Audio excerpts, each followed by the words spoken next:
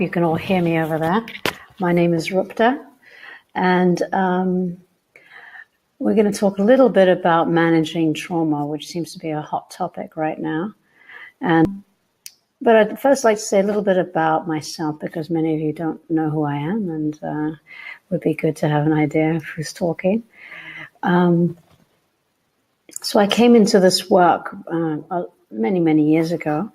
I was born in the late 60s, so I started very early on, already in the 70s, working with a particular teacher called Osho. Some of you may know him, and some of you may have read his books. He's a very well-known guy, and he's been part of my life for many years, and greatly influenced and shaped who I am today. And because of him, I learned a lot about human psychology and meditation, which was really the foundation of how I work with people.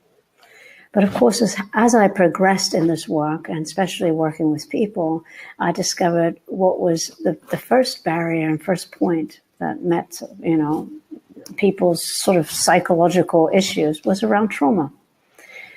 So what is trauma? That's a good question. That is, first of all, many people don't even know they really have trauma. And then those that recognize that they do, they don't always identify how it prevents them in their lives. Yeah.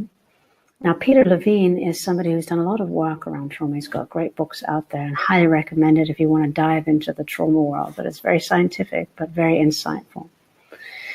So in essence, when we're born, we grow up in a particular environment, whether you grew up with your family or with some caretakers, and or in a community or in boarding school, which was part of my life experience. Yeah, somewhere early on in our development that we experienced probably some level of trauma in there. Now, how trauma might look. It might look as simple as, not receiving recognition from those who you love, yeah, or not feeling held by them, your caretakers, yeah, not feeling that there's really someone there for you, supporting you. And for a little child, that creates a very negative self-belief about how they think of themselves, yeah. They often might have a feeling that they're not lovable or not wanted.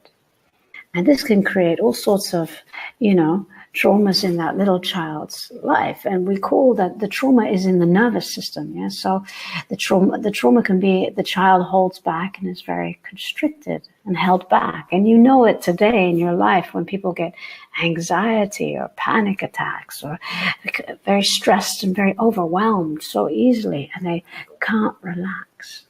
Yeah. And there's something to be said for that. And the body never lies. Yeah, the body can always tell us where we are on the level of relaxation and where we are on the level of stress or overwhelm. And trauma, in essence, means too much, too soon, too fast. And when we're little kids, we're our most vulnerable.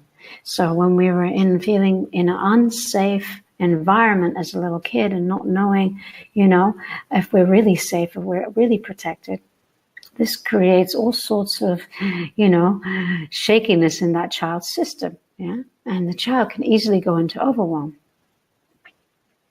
Now, I haven't really spoken about other kinds of trauma which happens as children, and that's, of course, physical abuse, mental abuse, psychological abuse, emotional abuse, and I also have my own personal story in there, so I can very much relate to it. And this is why I got into the work, because it greatly helped me in moving through these layers of where I'm held back, yeah, especially in relating, yeah, which is how trauma prevents us, in the world today, to really opening up, to relaxing, and to feeling safe and to feeling like we can trust people. When you're in that trauma perceived threat all the time, you're in that vigilance, and it doesn't create a relaxation. And you also don't trust very often. Yeah? You're very suspicious and always looking around. Yeah, even just in your mind. You might not be doing it physically, yeah? But you feel it. Yeah.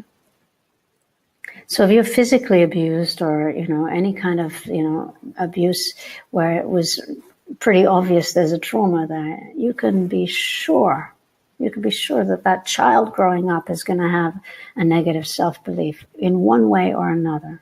Yeah, not lovable, not wanted, feel shamed and humiliation, and the kind of nervous system of that child is going to be really, contracted, restricted, held back, yeah?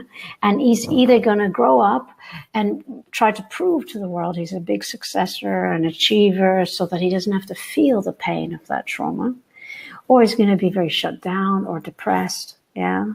Or isolated and feel like, there's not much meaning in life. Because what trauma does is it holds us back from connecting. Yeah, it holds us back from first really connecting with ourselves, because when we're in this state, we can't relax and we can't really feel ourselves. And by the way, feelings is not very easy to do. And to really feel my feelings is not easy for people to do, because it makes us vulnerable. And trauma, we were vulnerable. So when we're vulnerable, what do we do as grown-ups? We often protect ourselves. And we have different strategies in how we protect ourselves so that we don't feel that pain or that vulnerability again.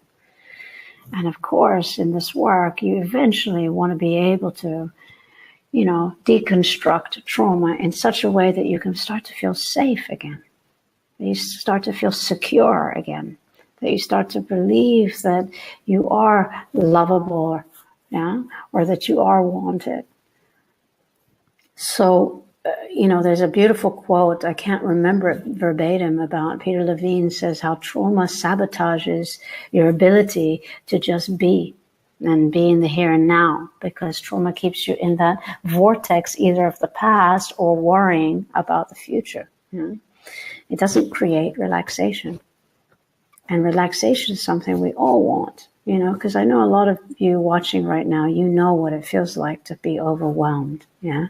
To feel like when you're juggling so much in your life and you feel overwhelmed. And it's the same symptoms that go on that we had as little children when we felt, unsafe.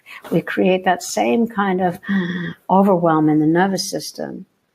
And there's no surprise that then we get panic attacks and anxiety or stress, and people can't sleep at night. Yeah, they get so nervous, or they get this kind of locked jaw thing, grind, or the tension in the neck or the shoulders. And remember, the body never lies. It's always talking to us. It's always letting us know what's going on. And the more stress and the more overwhelm we create in our lives, the more imbalanced we feel in our bodies. And especially in everything, our digestion, everything, our heart rate, palpitations. I mean, I get all sorts of people coming to my workshop who can't even be still for a moment, yeah? Or forgot how it is to just take a deep breath. Yeah, it's just like to slow down and to feel yourself again. It's so important, because once we start to develop a little bit of a sense of self or self-regulation, where we regulate this overwhelm, where we start to be able to regulate it, where we don't get thrown off so easily, we can slowly have a connection with ourselves. But more importantly, of course, for many people, is to have a connection with the other. And the quality of your connection with the other and the world around you greatly shifts. And I'm a testament to that, because I can see now that I'm more available, I'm more accessible, I'm more reachable, because I'm more present. I'm less in the trauma-like state, which was something very old and familiar to me when I was a kid, And it got played out and continues to get played out as we grow up, if we don't learn how to regulate our system.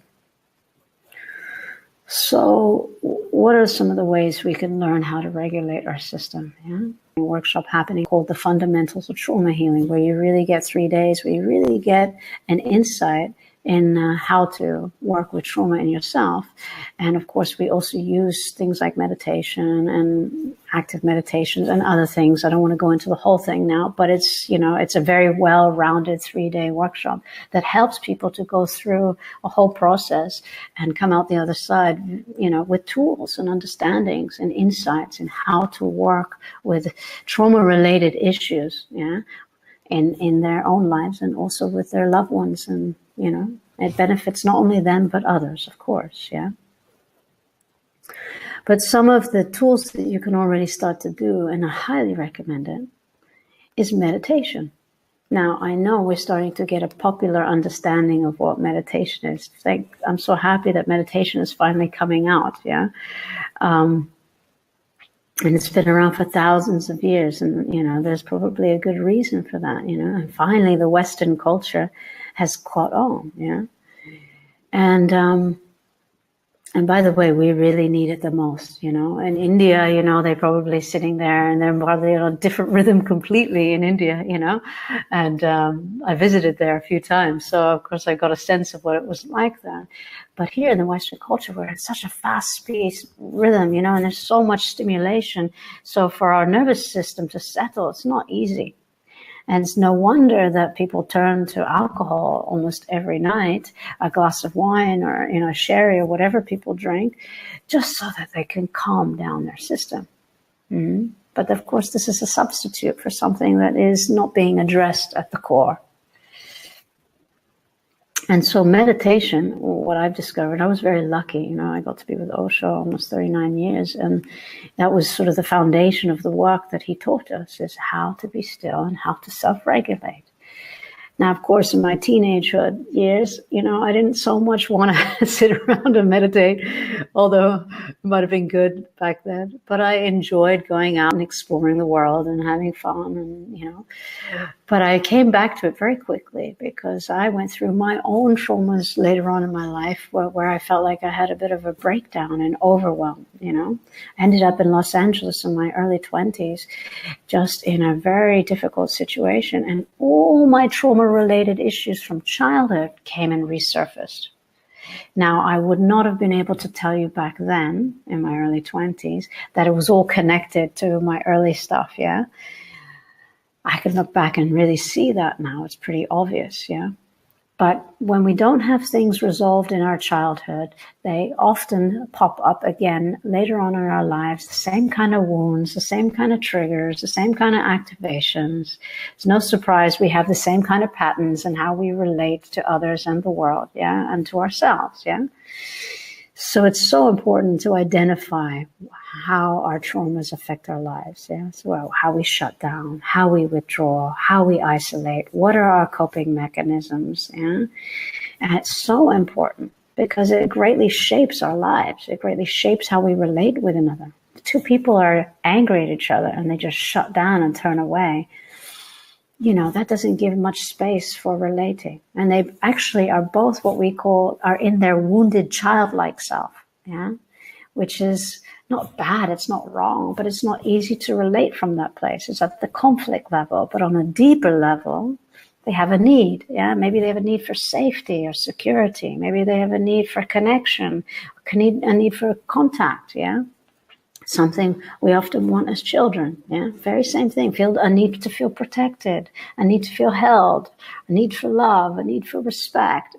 You know, it's pretty human, basic, fundamental needs. Something we may not have gotten as kids, yeah? So trauma affects our lives, whether we are willing to accept it or not, or even recognize it or not. It's deeply kind of entrenched in our self-belief, yeah? And you can see it get played out in relationships with people, yeah? If you have a trauma, for example, of early childhood abandonment, you know, most likely you're going to have some kind of trauma with, you know, the fear of the other abandoning you, yeah? Or you become professional at abandoning them before they do, you know? So it's these little nuances, our behaviors, yeah, of how it shapes us from early on already, you know, how we grew up in that environment and how it developed our sort of patterns and beliefs and concepts, you know, and it greatly affects us, you know, trauma in one way or another. And especially when we start to talk about things like intimacy, yeah, that's the place where it really shows up, you know. If you're somebody who has any kind of an abuse story in there, you know, of course, there's going to be some turbulence in that particular area around intimacy because, you know, intimacy is the place where we go back to that place of vulnerability, yeah, where we might feel the most vulnerable, yeah. And anytime we feel the most vulnerable, that's the place where we often try to protect very quickly. Yeah, because of course, when you're a kid and you've been traumatized, you're most vulnerable. You want to protect, yeah. But if there wasn't anyone there to protect you, yeah, that it becomes a very threatening, unsafe situation. So when it comes to intimacy, it can kind of trigger those, oh, I feel vulnerable, I open up, I share this part, am I really going to share, open up my love, and so on and so on. And then intimacy can create another layer of that. And then if you've got an abuse in there, it can be a struggle for some people. It can be really a struggle. And I highly recommend this kind of work, because in the trauma work, we call that a boundary rupture, meaning someone had, basically overstepped your boundaries. And we work with boundaries in the 3-day trauma work, It's very important because as a little kid, you don't have the right to say no, often is the case, or you don't have the right to set your boundaries, But it's so important as adults that we get a sense of what our boundaries are, and then if we have a right to have them. You see, trauma can sabotage all sorts of negative self-beliefs. It can tell you that you don't even have a right to be here, or you don't have a right to, speak up and use your voice. It can tell you that, you don't have a right to set your boundaries, So it's highly important to address that early development of where we got these sort of negative self-beliefs, and where do they stem from? And you can be sure that it's going to be connected to something that happened, directly or indirectly, because I saw things in my household that probably was not okay, and it was not okay. I saw, someone not treating my mother right. And I'm going to keep this very light because I don't want to go into a heavy story around it. But I was powerless in that situation. I couldn't help my mother. I couldn't stop what was happening.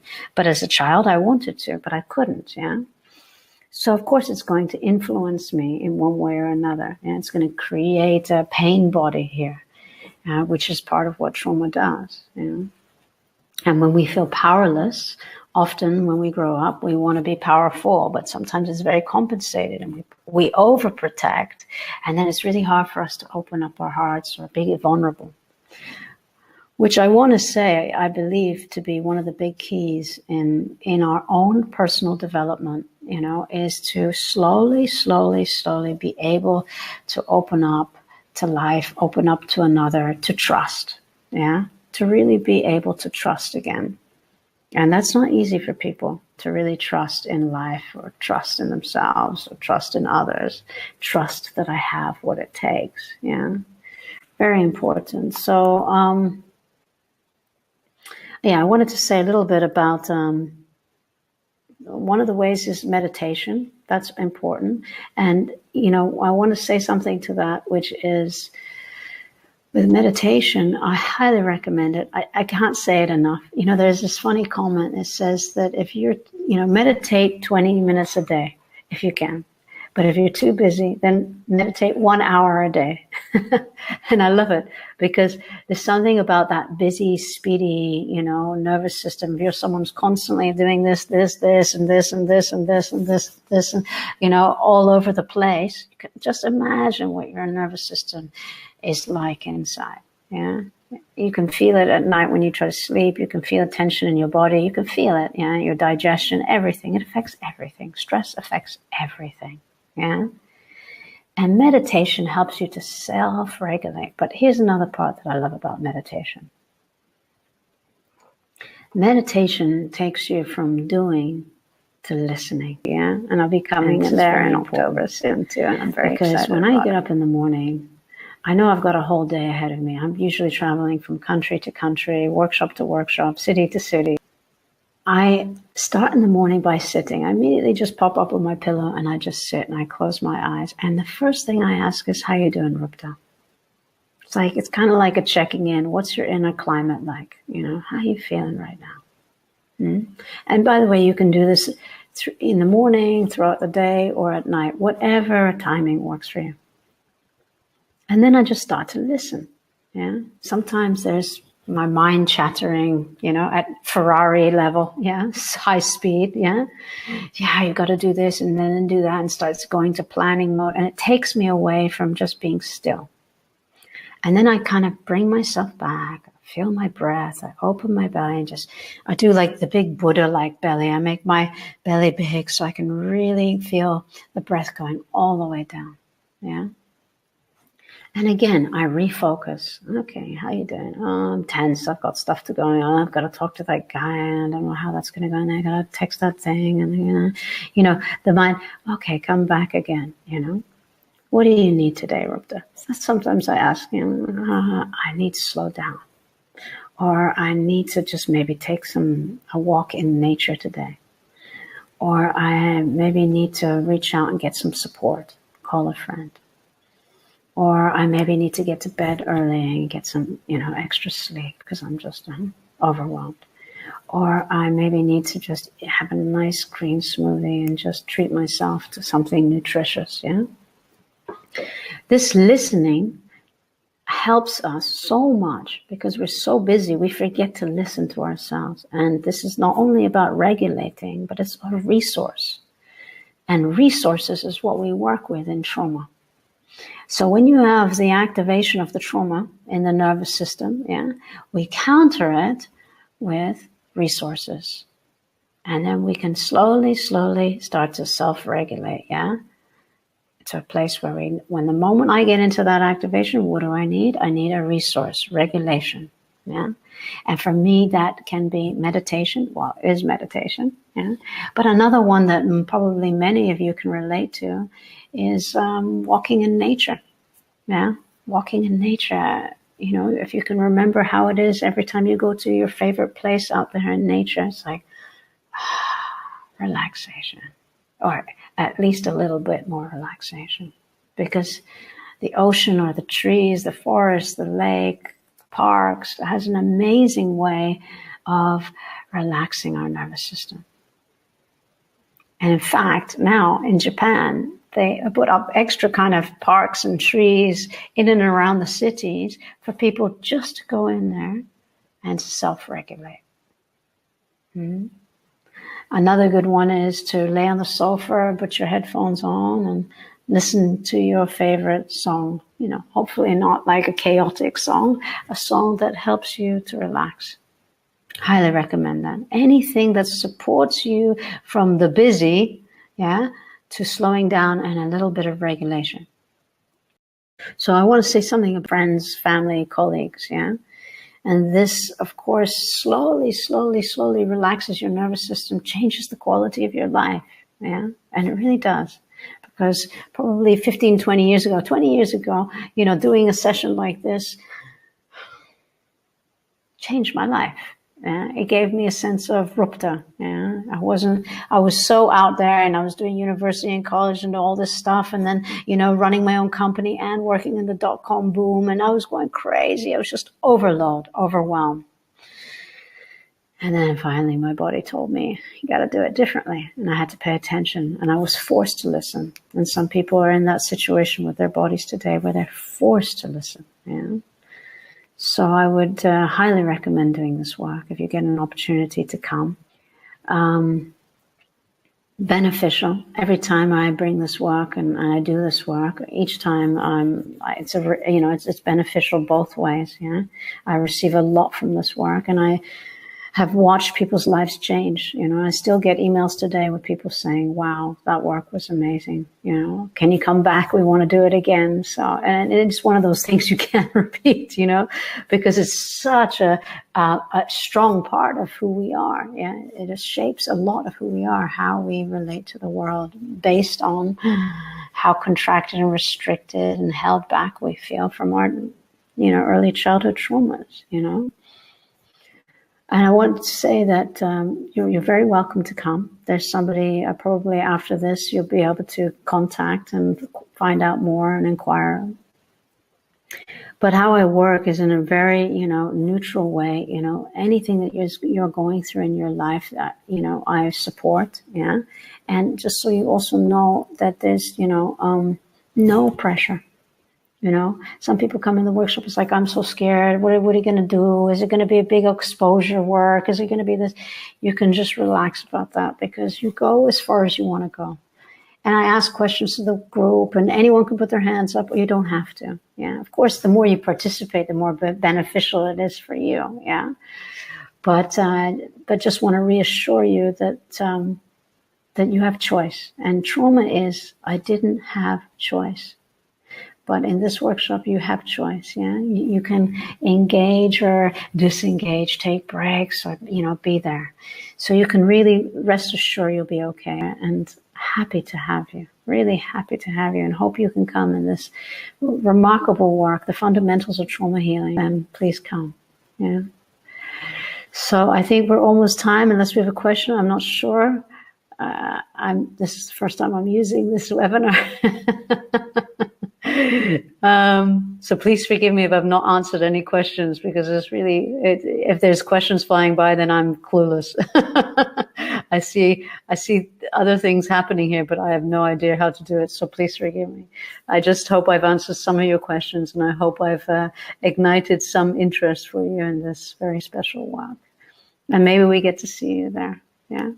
Okay. Thank you for listening in. Take care. Be well, and maybe see you soon. Okay, bye for now.